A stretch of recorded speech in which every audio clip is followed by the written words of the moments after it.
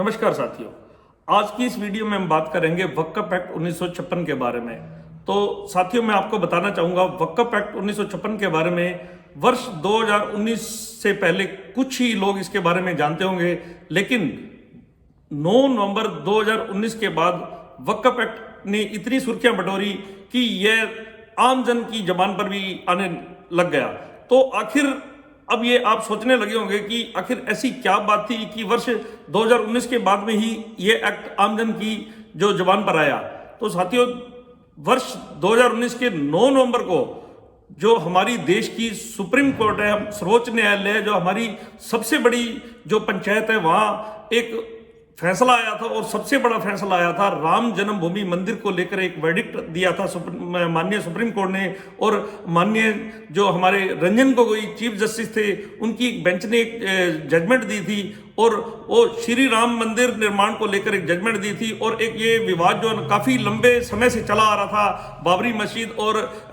श्री राम मंदिर, इस राम मंदिर के निर्माण को लेकर जो ये विवाद था, ये 9 नवंबर 2019 को सुप्रीम कोर्ट ने इस निर्माण को लेकर एक निर्णय दिया था। और उस समय इस जो विवाद में सुन्नी वक्फ बोर्ड एक जो था, वो भी इसमें एक पार्टी था, निर्मोही अखाड़ा भी पार्टी था। और सुन्नी वक्फ बोर्ड के जो 7 सदस्य थे, उन्होंने इस जो सुप्रीम कोर्ट के वर्डिक्ट था उसको चैलेंज करने को लेकर एक रिवीजन पिटीशन डालने की भी बात कही थी। तब ये जो सुन्नी वक्फ बोर्ड के इस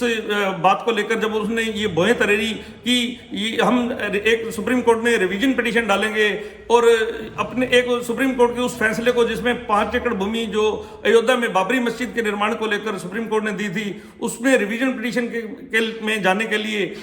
ये जो सुन्नी वक्फ बोर्ड ने सुर्खियां बटोरी और आमजन की जुबान पर आया। लेकिन जो आपको बता दें कि सुन्नी वक्फ बोर्ड ने बेशक जो उनकी 7 सदस्य मेंबरी कमेटी थी, उन्होंने जो बाद में रिवीजन पिटीशन नहीं डाली, जिनमें से 6 सदस्य एक तरफ हो गए और 1 सदस्य जो एक तरफ हो गया, और उनका बहुमत जो नहीं डालने वाले की तरफ हो गया। और जो सुप्रीम कोर्ट के जो की जजमेंट थी, जो एक वर्डिक्ट दिया था सुप्रीम कोर्ट ने, उसको चैलेंज नहीं किया गया सुन्नी वक्फ बोर्ड के द्वारा। लेकिन सुन्नी वक्फ बोर्ड ने उसके बाद जो सुर्खियां बटोरी थी, वो जो आज सुन्नी वक्फ बोर्ड के बारे में हर बंदा इसके बारे में जानने लग गया। तो अब इसके सुन्नी वक्फ एक्ट के बारे में जानने से पहले हम वक्फ एक्ट जो हमारा 1956 है, जिसके बारे में अब एक जो वर्ष 2013 में एक संशोधन हुआ, और उसका जो एक सेक्शन 40 की बात जो एक सोशल मीडिया पर वायरल हो रही है, उसके बारे में हम आगे जिक्र करेंगे कि आखिर ये और तमाम ये इस तरीके की बातें प्रचारित हो रही हैं कि जो वक्फ प्रॉपर्टी एक्ट 2013 के सेक्शन 40 के अंदर जो ये बताया जा रहा है कि इसमें जो वक्फ बोर्ड द्वारा सभी संपत्तियों को हड़पने का काम किया जा रहा है, उसके बारे में चर्चा करेंगे। इसलिए इस वीडियो को बनाने का उद्देश्य ये रहा है। तो सबसे पहले हम ये जानना चाहेंगे कि आखिर ये वक्फ क्या है और वक्फ बोर्ड क्या है। तो उसके बाद हम जो वक्फ प्रॉपर्टी एक्ट 2013 के सेक्शन के बारे में भी हम चर्चा करेंगे। तो सबसे पहले मैं बताना चाहूंगा कि वक्फ क्या है। तो वक्फ वो तमाम संपत्ति है जो इस्लाम की संपत्ति है, और कोई भी व्यक्ति जो इस्लाम के लिए जो इस्लाम में धार्मिक कार्य के लिए अपनी संपत्ति को दान में दे देता है, तो जो इस्लाम में धार्मिक कार्यों के लिए, जैसे कि कब्रिस्तान के लिए, मदरसों के लिए, या और किसी भी शेल्टर हाउस के लिए, कोई भी जो संपत्ति इस्लाम के काम के लिए दान में दे दी जाती है, उसको वक्फ प्रॉपर्टी कहते हैं। और उसे वक्फ भी बोला जाता है या वक्फ प्रॉपर्टी भी बोला जाता है। और वक्फ प्रॉपर्टी कोई भी व्यक्ति उसे डोनेट कर सकता है। और तो इस प्रकार हमें यह जानकारी मिली कि जो वक्फ की प्रॉपर्टी कोई भी गैर इस्लामिक या इस्लामिक कोई भी व्यक्ति, लेकिन उस व्यक्ति की आस्था जो इस्लाम में होनी चाहिए, वह व्यक्ति अपनी प्रॉपर्टी वक्फ के नाम करवा सकता है। तो हम अब बात करेंगे कि वक्फ बोर्ड क्या है। वक्फ बोर्ड यानी कि वक्फ बोर्ड वर्ष 1964 में अस्तित्व में आया। वक्फ बोर्ड एक कानूनी निकाय है और इसका गठन वर्ष 1964 में वक्फ एक्ट 1956 के प्रावधानों के अनुरूप हुआ। और वक्फ बोर्ड जो है इसमें एक अध्यक्ष होता है और उसमें 20 अन्य सदस्य होते हैं, यानी कुल 21 सदस्यीय ये एक बोर्ड होता है जो, और इस बोर्ड का काम इस्लाम की प्रॉपर्टी को, यानी जो वक्फ की प्रॉपर्टी, इस्लाम की प्रॉपर्टी तो नहीं कहूंगा, वक्फ की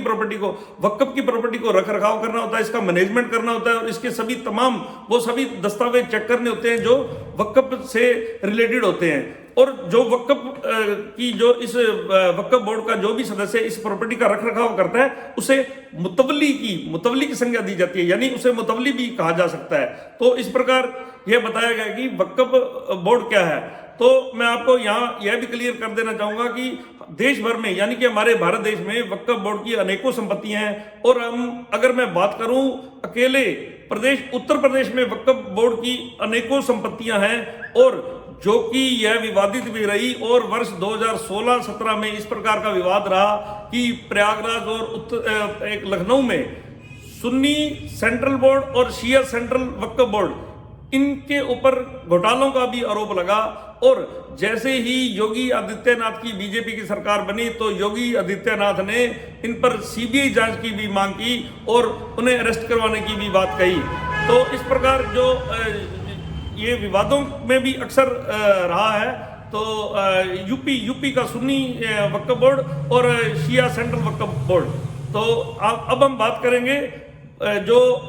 अभी हमारा हाल ही में वक्फ प्रॉपर्टी एक्ट 2013 जो बना, और उसका सेक्शन 40 के बारे में जो वीडियो वायरल हो रही है, हम उसके बारे में बात करेंगे। तो जो वीडियो वायरल हो रही है, तो दोस्तों मैं आपको बताना चाहूंगा, उसमें यह कहा जा रहा है कि अगर वक्फ बोर्ड के 2 सदस्यों को यह लगेगा कि अमुक प्रॉपर्टी वक्फ की प्रॉपर्टी है, तो वो बिना किसी देरी किए उस प्रॉपर्टी पर कब्जा कर लेंगे, और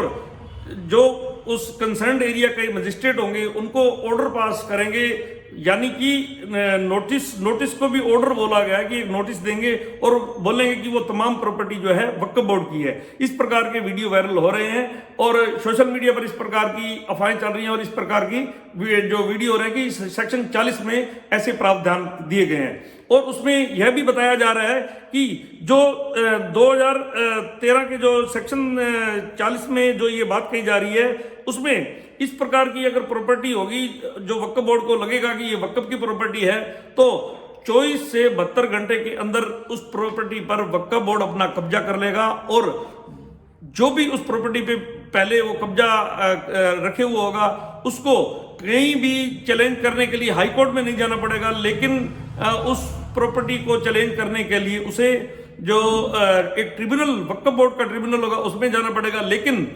उस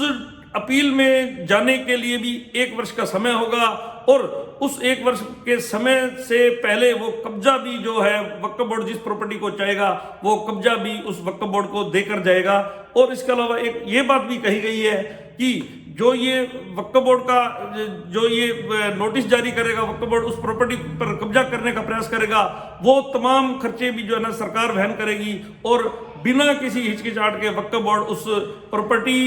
पर कब्जा कर लेगा, और जो मालिक होगा उस प्रॉपर्टी का वो अपने आप को असहाय महसूस करेगा। इस प्रकार की जो सोशल मीडिया पर जो वीडियो वायरल हो रही हैं, और तमाम इस प्रकार की ट्विटर पर भी ऐसी जानकारी जो मैं आपको बताऊंगा, एक ट्विटर जो नरोत्तम सिंह तोमर, उनके ट्विटर पर भी ऐसी बात कही जा रही है। और तो मैं आपको बताऊंगा कि जो हमारी टीम ने अध्ययन किया, वो ये अध्ययन किया कि जो सेक्शन 40 में इस प्रकार की ऐसी कहीं भी कोई बात नहीं लिखी गई कि जो वक्फ बोर्ड ये चाहेगा कि उक्त प्रॉपर्टी को जो जिस भी प्रॉपर्टी को वो चाहेगा कि वो अपने कब्जे में ले लेगा। लेकिन सेक्शन 40 में यह जरूर कहा गया है कि अगर जो उसको वक्फ बोर्ड को लगेगा कि उक्त जो प्रॉपर्टी इस्लाम के काम के लिए प्रयोग में कभी लाई गई थी, यानी कि कभी वो कब्रिस्तान था या वो जो प्रॉपर्टी किसी भी इस्लाम के काम के धार्मिक काम के लिए प्रयोग में लाई गई थी, उस प्रॉपर्टी पर वो कब्जा कर सकता है। और उसमें ये भी एक बात जो सेक्शन 40 में कही गई है, सिर्फ और सिर्फ वो इस्लाम की प्रॉपर्टी के बारे में बात कही है, न कि वो कहीं अन्य किसी धर्म को मानने वाले की प्रॉपर्टी के बारे में उसमें जिक्र है। तो साथियों, आज की इस वीडियो में इतना ही काफी कि जो भ्रांतियां इसमें फैलाई जा रही हैं कि जो वक्फ प्रॉपर्टी एक्ट 2013 में के सेक्शन 40 में जो वक्फ बोर्ड प्रॉपर्टी पर जो कब्जे करने की बात कही जा रही है, वो अभी तक हमारे सामने जो हमने जहां तक अब तक हमने जो पढ़े वो ऐसे कोई तथ्य सामने नहीं आए कि जिससे कि लगे कि हम इसमें भूमिहीन हो जाएंगे और वक्फ बोर्ड हमारी प्रॉपर्टी पर कब्जा कर लेगा। तो बने रहिए हमारे साथ। आज की वीडियो में इतना ही, और जैसे ही हमारे को और कोई जानकारी मिलेगी हम आपके साथ साझा करते रहेंगे और तमाम जानकारी आपको हम देते रहेंगे। धन्यवाद। मैं हूं सुरेंद्र सरदाना, इलाहाबाद से।